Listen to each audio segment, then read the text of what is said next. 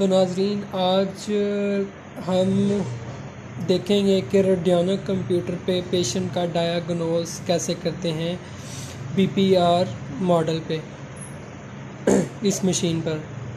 तो उसके लिए नाजरीन आपके पास पेशेंट या मौजूद होना चाहिए या आपके पास पेशेंट का सैंपल होना चाहिए, बाल हो या ब्लड हो, खून का कतरा हो, ठीक है। तो उससे आप मुकम्मल जो है डायग्नोज कर सकते हैं पेशेंट का, उसकी ट्रीटमेंट कर सकते हैं। पेशेंट जो है दुनिया में कहीं भी हो, किसी भी कोने में हो, अगर आपके पास सैंपल है तो आप उसका डायग्नोज भी कर सकते हैं और उसका ट्रीटमेंट भी कर सकते हैं ब्रॉडकास्टिंग के ज़रिए। तो आपके पास सैंपल होना चाहिए। तो चलते हैं, मैं आपको बताता हूँ कि कैसे डायग्नोज कर सकते हैं इस पर। तो ये मेरे पास सैंपल है एक पेशेंट का, ठीक है। ये सैंपल प्लेट है, इस पर मैं इसको रखूँगा, ठीक है। ये सैंपल प्लेट पे ये मैंने रख दिया पे। अब आपके पास इसके साथ पेंडोलम होता है। पेंडोलम से आपने चेक कर लेना मशीन और पेशेंट का सैंपल से कनेक्शन हुआ है कि नहीं। वो कैसे करेंगे, हम पेंडोलम को पेंडोलम प्लेट पे लेके आएंगे। तो ये देखें, ये क्लॉकवाइज घूम रहा है, मतलब पेशेंट से कनेक्टेड हो गया है। तो अब आपने क्या करना है, सबसे पहले इस मशीन पर आपको ये 4 नॉब्स दी हुई हैं ऊपर, ठीक है। आप उसका म्याज़म चेक कर सकते हैं, सिस्टम चेक कर सकते हैं, एटियोलॉजी चेक कर सकते हैं और हेल्थ चेक कर सकते हैं। सबसे पहले हम जो है एटियोलॉजी में जाएंगे, इसको चेक करेंगे कि पेशेंट को साइकोलॉजिकल प्रॉब्लम है, जेनेटिकल डिसऑर्डर है, इन्फेक्शन है, म्याज़म है, स्पिरिचुअल डिजीज़ है, पॉइजन है, बैक्टीरिया है, क्या है। उसके बाद सिस्टम चेक कर सकते हैं।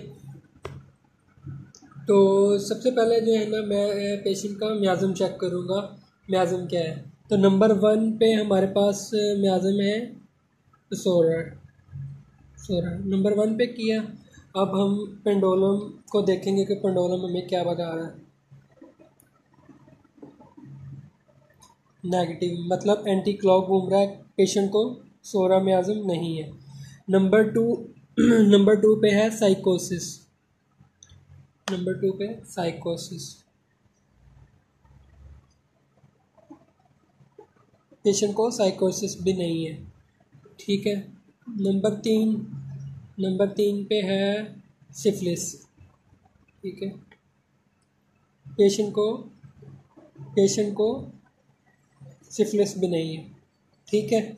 आप इसको जो है म्याज़म चेक कर सकते हैं, इससे एटियोलॉजी चेक कर सकते हैं, इससे सिस्टम चेक कर सकते हैं। अब हम सिस्टम चेक करते हैं कि पेशेंट को किस सिस्टम में प्रॉब्लम है। नंबर 1 पे सिस्टम है साइकोलॉजिकल, मतलब पेशेंट को कोई साइकोलॉजी प्रॉब्लम है, नहीं, एंटी क्लॉक मतलब नहीं है।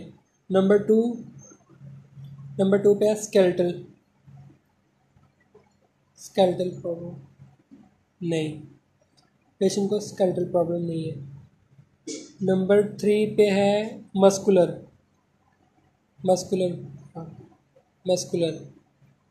पर ये क्लॉकवाइज घूम रहा है, मतलब पेशेंट को मस्कुलर प्रॉब्लम है, ठीक है। ये आपने नोट कर लेना है।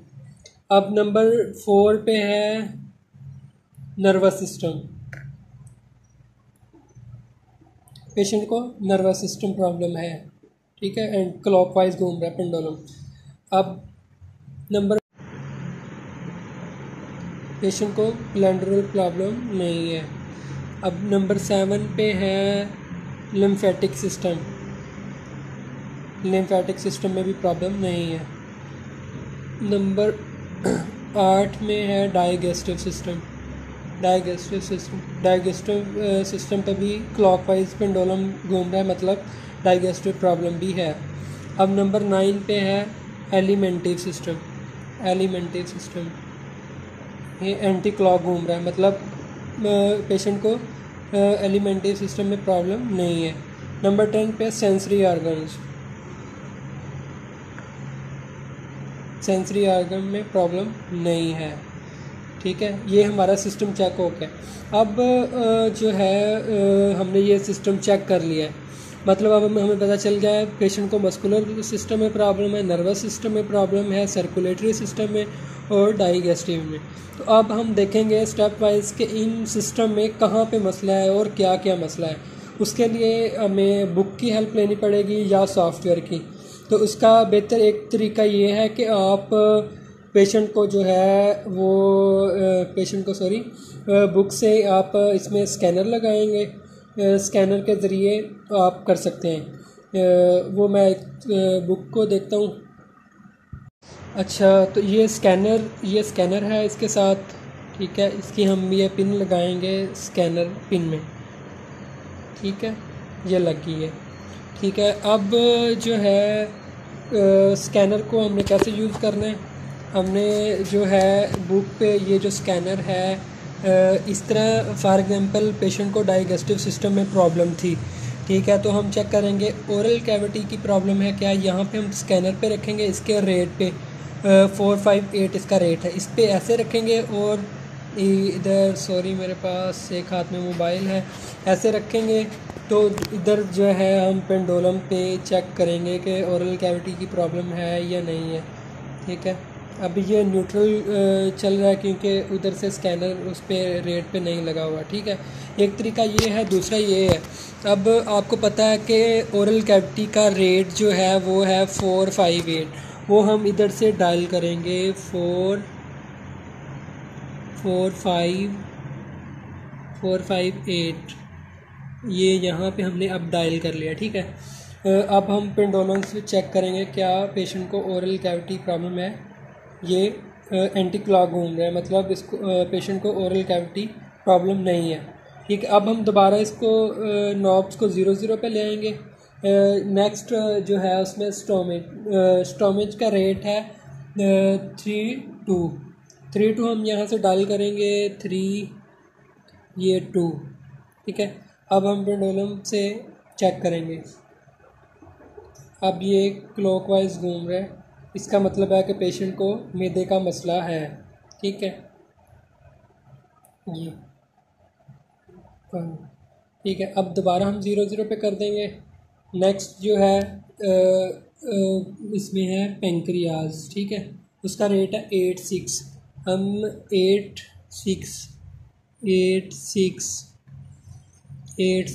ये डाल के अब दोबारा हम पेंडुलम से चेक करेंगे पेंक्रियाज का पेशेंट को एंटी क्लॉक घूम रहा है, मतलब पेशेंट को पेंक्रियाज का मसला नहीं है, ठीक है। अब दोबारा हम 0 पे कर देंगे। अब इसका जो है ये तरीका है जो पेशेंट को डायग्नोज करने का। अब आपको पता है फॉर एग्जांपल डाइजेस्टिव सिस्टम की जो बीमारियां हैं उनके आप रेट्स लगा कर चेक कर सकते हैं कि पेशेंट को कौन कौन सी बीमारी है, तो इस तरह। तो उसके बाद जो है नेक्स्ट स्टेप होता है मेडिसिन निकालने का, पेशेंट की 100% मेडिसिन कौन सी है, वो इंशाल्लाह हम नेक्स्ट वीडियो में देखेंगे कि पेशेंट की कैसे जो है मेडिसिन निकालते हैं और उसकी पोटेंसी कैसे निकालते हैं, तो इंशाल्लाह नेक्स्ट वीडियो में आपको बताऊंगा। तो अगर आप इस मशीन से इंटरेस्टेड हैं, आप लेना चाहते हैं, तो आप व्हाट्सअप कर सकते हैं या फेसबुक पर रब्ता कर सकते हैं, ईमेल पर रब्ता कर सकते हैं। मिलते हैं इंशाल्लाह नेक्स्ट वीडियो में।